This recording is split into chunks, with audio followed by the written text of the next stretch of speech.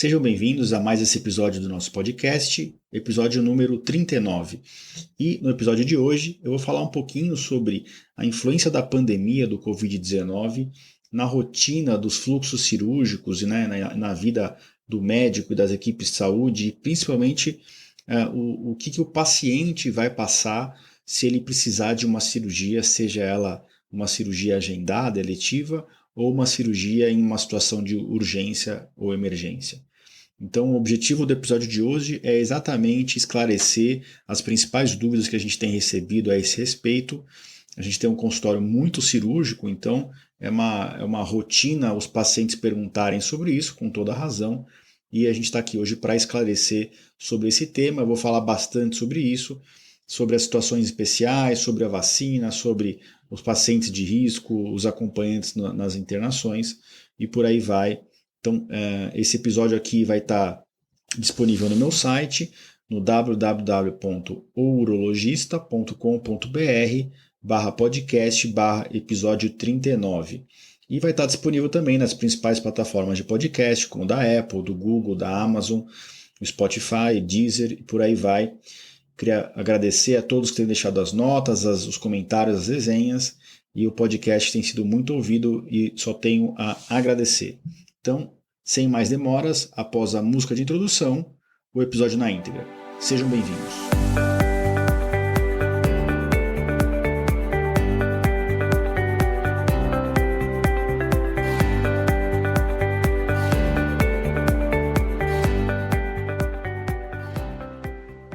Bem-vindos ao podcast Conversa Aberta com o Urologista. Meu nome é Giovanni Marchini, sou médico urologista formado pela Faculdade de Medicina da USP e serei o anfitrião desse show.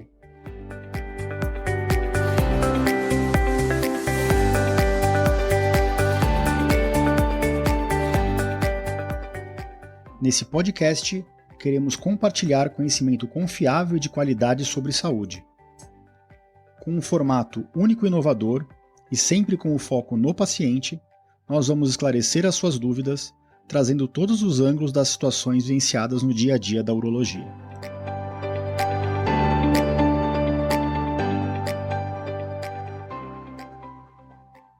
Sejam bem-vindos ao episódio 39 do podcast. Então, sem mais demoras, vamos ao tema de hoje, o impacto que o Covid-19 teve nos riscos e na segurança e nos fluxos cirúrgicos dos pacientes nessa época tão complexa que nós estamos vivendo. O que me motivou a fazer esse episódio foi a repetida situação de perguntas de pacientes, todos muito ansiosos, um sentimento natural nessa época de pandemia, a respeito dos riscos e dos fluxos de quem vai fazer um procedimento cirúrgico hoje em dia, às vezes em uma situação eletiva, agendada, marcada, bonitinha, às vezes numa situação de urgência ou de emergência. Então eu queria começar aqui expondo para vocês que no início da pandemia, tanto as equipes médicas como as instituições, nós não tínhamos protocolos bem desenhados e definidos para o enfrentamento da pandemia. A gente foi aprendendo com a doença e foi aprendendo com os exemplos internacionais de fracasso e de sucesso, e a gente foi copiando o que dava certo em outros locais. Depois que a gente começou a entender melhor a doença, o vírus, o modo dele atuar, o modo dele se disseminar, a gente foi criando, adaptando o que dava para fazer aqui no Brasil, para que a gente pudesse criar os fluxos de atendimento, de pronto-socorro e de agendamentos de consulta e de cirurgia, para garantir a segurança tanto do paciente quanto da instituição, das equipes de saúde, dos hospitais. Então, além dos cuidados básicos de limpeza frequente das mãos, uso do álcool gel, uso constante de máscara, que a maior parte desses procedimentos os hospitais já adotavam até antes da pandemia, isso se intensificou na pandemia, foram feitos treinamentos e mais treinamentos às equipes médicas e de saúde do hospital, até da parte administrativa, e começaram a se desenhar os fluxos cirúrgicos, os fluxos de atendimento dos pacientes. E é isso que eu quero expor para vocês aqui hoje.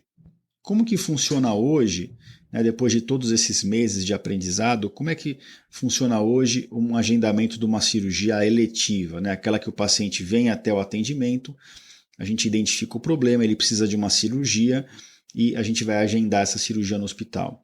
Como sempre foi feito, a gente agenda a cirurgia via sistema do hospital. O paciente, depois que a cirurgia é autorizada pelo plano, ou no caso de um paciente privado, depois que ele combina essa parte comercial com o hospital, o paciente ele é acionado para fazer o teste do COVID. Então, todo paciente que vai ser submetido a uma cirurgia eletiva, ele faz um teste para COVID-19. A maior parte das instituições adotou o teste padrão ouro mesmo, que é o teste RT-PCR de orofaringe e nasofaringe para fazer essa triagem inicial. Geralmente o paciente colhe esse exame 2 a 3 dias antes do procedimento. Por quê? Porque é o tempo que demora para sair o resultado na maior parte das instituições, e porque se ele coletar muito antes, 72 horas ou até uma semana antes, ele tem uma janela muito grande na qual ele pode ter se contaminado, né? E por que foi adotado esse teste? Porque ele é o teste padrão ouro e porque ele ajuda a identificar, inclusive, pacientes assintomáticos, né? Que não tem nenhum sintoma, e se o teste vem positivo, muda a nossa conduta. Então, para pacientes eletivos, com cirurgia eletiva, se esse exame feito 2, 3 dias antes do procedimento ele vem positivo, a cirurgia dele é adiada em pelo menos 2 a 3 semanas, e na nova ocasião de cirurgia, o mesmo fluxo é respeitado. Então ele colhe de novo o teste. Se ele vier positivo de novo, adia-se a cirurgia de novo, claro, desde que dê para se adiar. Se o teste der negativo já de cara, ou nessa segunda situação, o paciente pode ser operado. E aí eu reitero aqui que o procedimento cirúrgico dele é feito numa ala do centro cirúrgico onde só existem salas, no qual as cirurgias são todas com pacientes com testes negativos, que a gente chama de COVID-free. Os colaboradores são específicos dessa área, então enfermeiros, circulantes de sala, os técnicos. E o paciente, depois da cirurgia, ele segue para uma enfermaria ou para uma unidade de terapia intensiva, dependendo do caso, né, claro, que também só tem pacientes com teste negativo. Então esse é mais ou menos o fluxo para cirurgias eletivas. Tem algumas situações especiais que eu vou comentar no final do episódio aqui, mas agora eu gostaria de comentar sobre as cirurgias de urgência ou emergência, né? São aquelas situações em que o paciente não tem tempo hábil para colher o teste do COVID antes do procedimento. Ele colhe o teste do COVID ainda no hospital. Então o paciente chega no pronto-socorro, é identificado que o caso é cirúrgico, ou mesmo se ele for um caso de internação clínica, né, que não dá para tratar em casa, o paciente vai subir para o andar e depois ele vai ser tratado lá clinicamente, ou ele vai para uma cirurgia de urgência. Como o foco aqui é na parte cirúrgica, eu vou me ater mais a essa parte cirúrgica, mas o fluxo não muda muito. Então, uma vez identificado que o paciente vai precisar internar nessa situação de emergência ou de urgência, a maior parte dos hospitais também adotou como teste padrão o RT-PCR colhido na orofaringe e nasofaringe. Em alguns hospitais já é feito o teste de saliva, né, que é o mesmo RT-PCR, mas em vez de ser de oronasofaringe, é de saliva. É um pouco menos desconfortável para o paciente colher esse teste. Outros hospitais, que são um menor número, adotou o teste de sorologia, o teste rápido, no qual a gente dosa IgM e IgG. Então, se o paciente vem com IgM positivo, ele é considerado como COVID positivo. Se ele vem com IgM negativo e IgG positivo, ele é considerado como COVID prévio e COVID negativo, né, atual. Então, o teste de sorologia, poucos hospitais usam aqui em São Paulo. Fora de São Paulo, eu não tenho total conhecimento, mas aqui em São Paulo a grande maioria dos hospitais adotou mesmo o teste padrão ouro, que é o RT-PCR. E esse exame, mesmo quando ele é colhido na urgência, ele leva em torno de 12 até 48 horas para sair o resultado. Então, muitas vezes, se o paciente ele é cirúrgico, ele acaba sendo operado sem o teste estar pronto. A não ser que ele internou por outro motivo, colheu o teste, já se tem o resultado e no meio da internação se decide por uma cirurgia ou se faz o diagnóstico cirúrgico. Tá?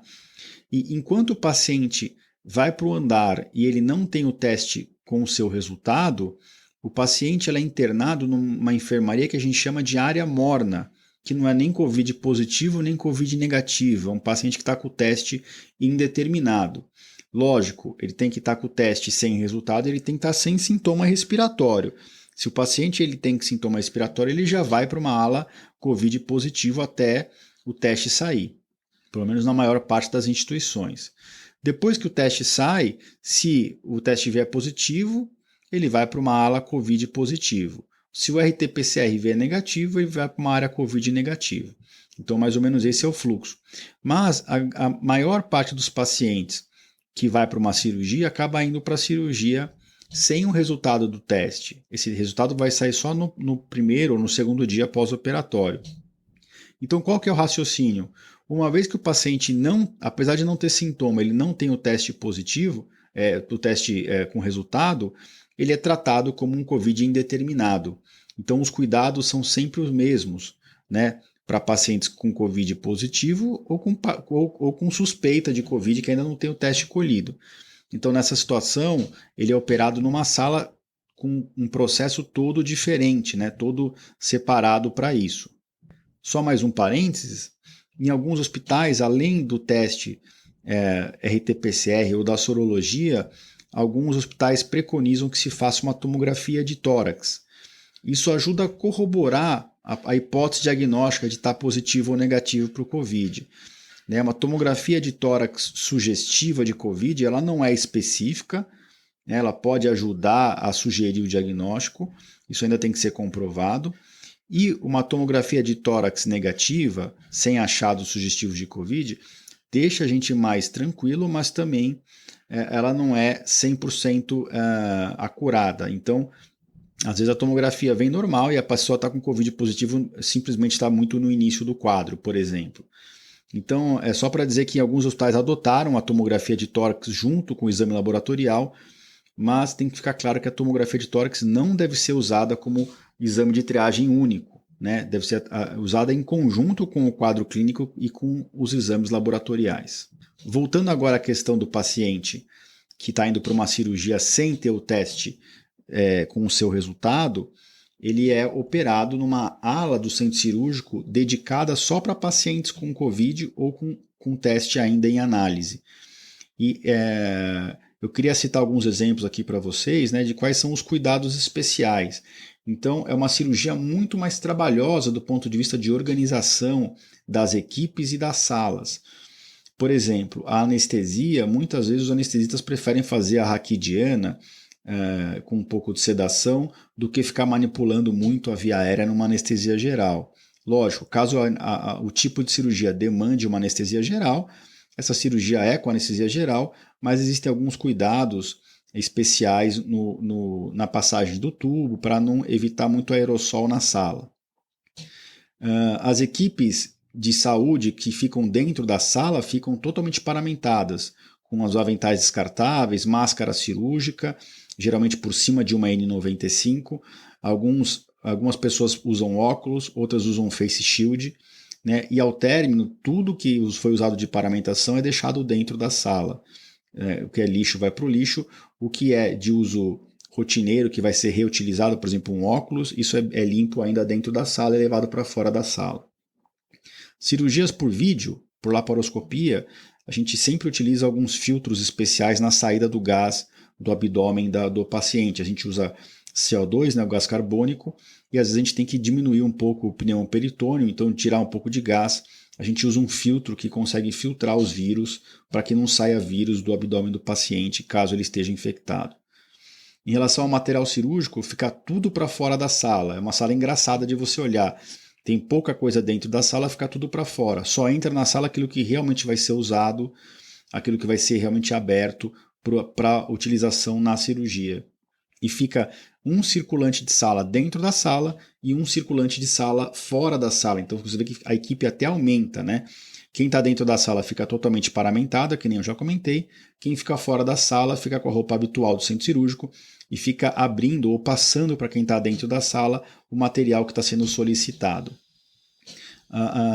Um detalhe final também desses pacientes, a recuperação anestésica, o paciente não vai para uma RPA específica, geralmente o paciente é recuperado da parte inicial da anestesia na própria sala cirúrgica, e a partir do momento que ele está bem, ele vai ou para o quarto ou para a UTI, né, de leitos também mornos, onde não tem o teste definitivo do paciente. Esses cuidados são exatamente os mesmos se o paciente vier COVID positivo no teste de entrada, ou se ele já internar sabendo que ele tem COVID. Os cuidados na sala são exatamente os mesmos. Já se o teste antes da cirurgia vem negativo, o paciente não tem COVID e ele é operado na área, entre aspas, limpa do centro cirúrgico, que é aquela área, a mesma área onde o paciente eletivo sem COVID está sendo operado. Então deu para entender, eu vou deixar tudo isso por escrito no meu site, tá? No site www.urologista.com.br/podcast/episódio 39. Então, se vocês ficarem com alguma dúvida, se eu passei um pouco rápido por alguma parte, eu vou deixar tudo isso por escrito nessa página do meu site para facilitar para vocês. E vou deixar também essa página aberta para comentários, caso vocês queiram fazer perguntas ou interagir com a gente.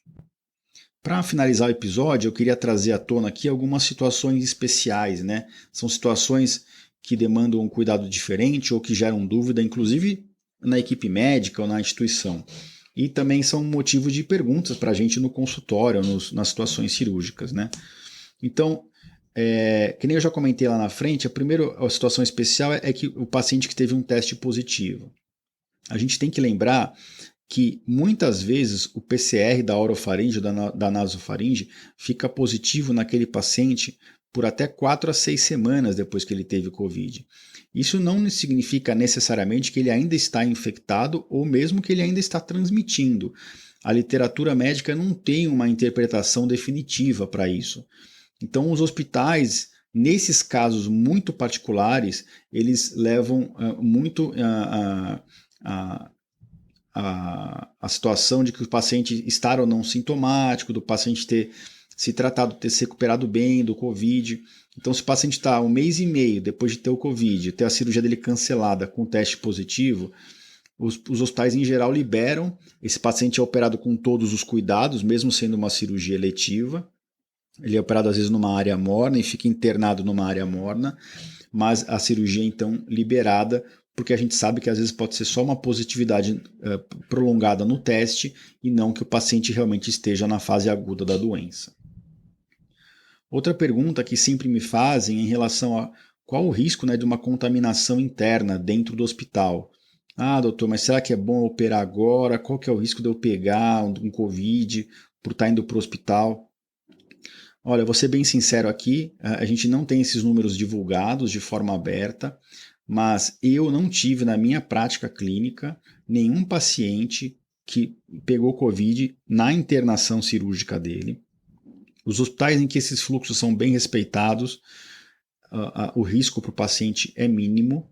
Eu não tenho nenhum paciente de colega próximo meu que pegou COVID por causa de uma internação eletiva ou por causa de uma urgência, graças a Deus, que continue assim, né? E eu vejo todo dia um monte de pessoas conhecidas pegando Covid fora do hospital. Então, eu não vou falar para vocês que o hospital é o lugar mais seguro do mundo, mas respeitado esses fluxos, esses cuidados, eu acho que dentro do hospital as pessoas respeitam mais a doença do que fora do hospital, né, na pandemia. Eu acho que é relativamente seguro você fazer um procedimento. Eu queria passar aqui para a terceira situação especial, já aproveitando o gancho. É lógico que esse risco ele depende muito também do tipo de paciente, né? Qual que é o paciente de alto risco para ter uma má evolução se ele pegar o COVID? Então, um paciente com idade avançada, um paciente super obeso ou com múltiplas doenças, né, comorbidades, esse paciente, a chance dele pegar o COVID é a mesma de um paciente de baixo risco, mas ele tem um risco maior de ter um desfecho muito grave. Então, como tudo em medicina, a gente tem que ponderar risco-benefício, né? Em situações de emergência ou de urgência, na qual praticamente não existe a possibilidade de você adiar o ato cirúrgico, a gente redobra os cuidados e a gente conduz o caso, a cirurgia, mesmo em pacientes de alto risco. Já aquelas cirurgias agendadas, eletivas, a decisão depende muito do diagnóstico que a gente está tratando, né? Se o caso for eletivo ou de emergência, sempre a decisão é compartilhada. Agora, naqueles casos eletivos, que a gente está lidando com um paciente oncológico, né, que está tratando um câncer, ou numa situação em que tem grande risco de perda do órgão, perda do rim, eu acho que a gente tem que ser muito claro com o paciente. Fala, olha, atrasar o seu tratamento pode te colocar em risco. Então, a gente é uma troca, né? Você está trocando um risco de talvez pegar um COVID pelo risco sabido de não tratar essa doença agora. E a gente sempre discute isso com o paciente e toma a decisão compartilhada.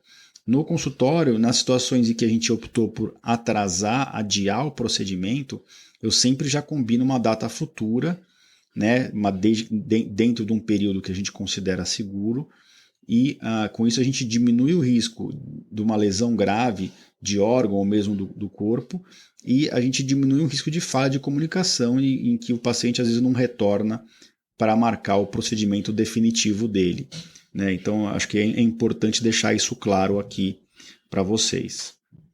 Eu queria passar agora um pouquinho para falar da vacina, né? Muitos pacientes perguntam, será que eu devo esperar a vacina? Será que eu preciso, depois de vacinar, eu já posso operar na sequência? E a gente não tem muitos dados divulgados, dados de bula, né, divulgados da vacina de Oxford e da Coronavac, que são as duas que estão disponíveis no Brasil.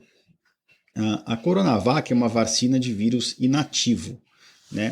E a gente pode traçar alguns paralelos com outras vacinas que usam esse mesmo método. Então, a da poliomielite, mesmo da gripe, hepatite B, a pneumocócica, HPV, a de raiva.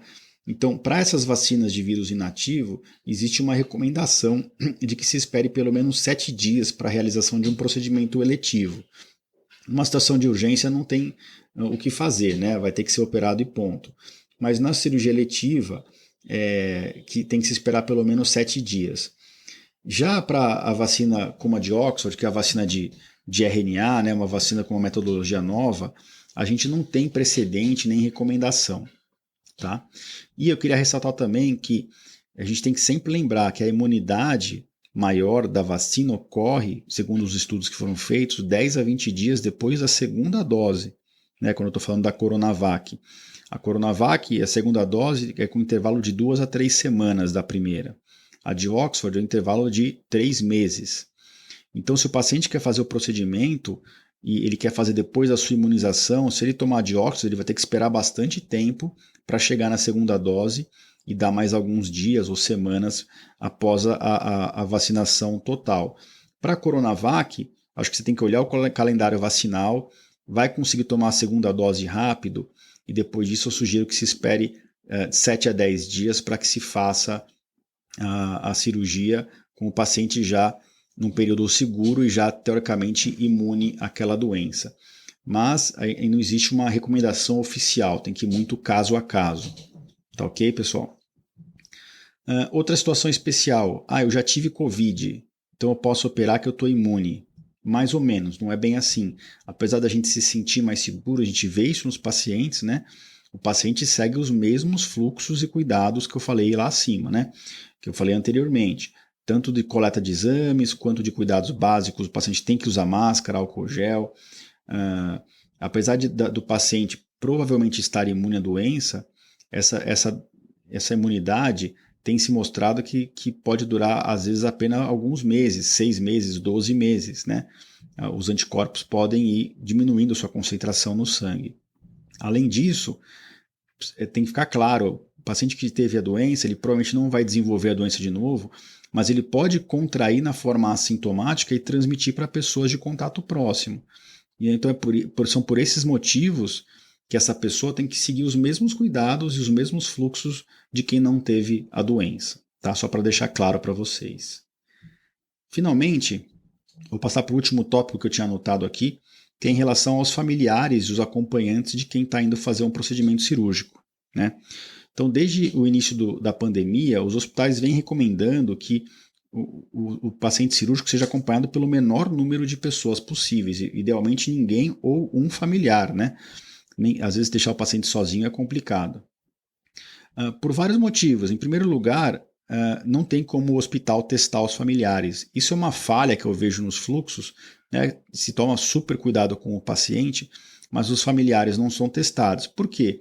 Porque realmente é muito complexo, não tem como você testar todo mundo, né? E restringir, fazer uma ação dessa magnitude. Então, é muito do bom senso dos familiares, né?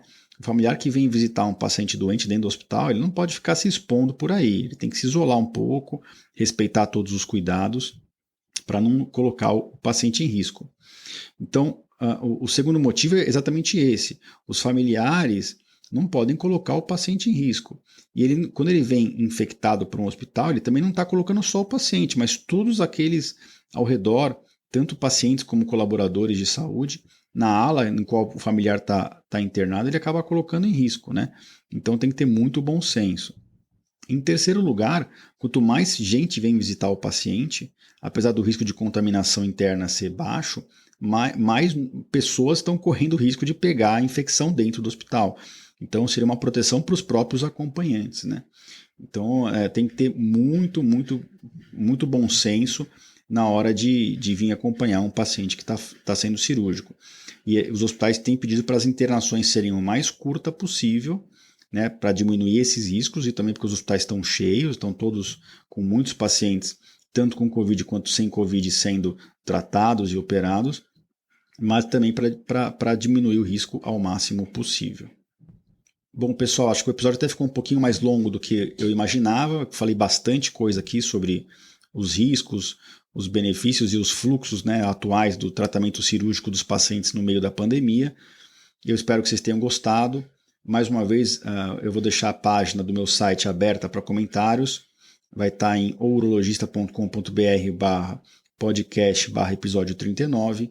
Não deixe de fazer as perguntas, interagir com a gente pelo site e pelas redes sociais. A gente está aqui para isso, para transformar vocês em pessoas mais informadas e mais cientes da própria saúde. E isso melhora o processo de decisão compartilhada no tratamento. Então, queria agradecer a todos que têm nos ouvido e na próxima semana estaremos juntos novamente por aqui. Grande abraço a todos.